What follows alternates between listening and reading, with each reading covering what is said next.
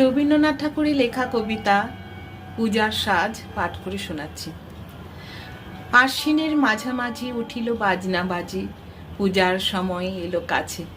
মধুবিদু দুই ভাই ছোটাছুটি করে, তাই আনন্দে দুহাত তুলি নাচে। পিতা বসেছিল তারে, দুজনে শুধালো তারে, কি পোশাক আনিয়াছ কিনে?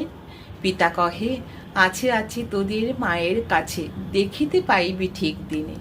সবুর সহে না আর জননীরে বারবার কহে, মাগো ধরি তোর পায়ে, বাবা আমাদের তরে কি কিনে এনেছেন একবার দেনা মা দেখায়ে।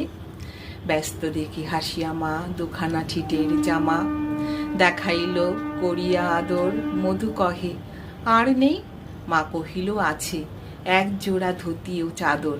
রাগিয়া আগুন ছেলে কাপড় ধুলাই ফেলে কাঁদিয়া কহিল, চাহি না মা,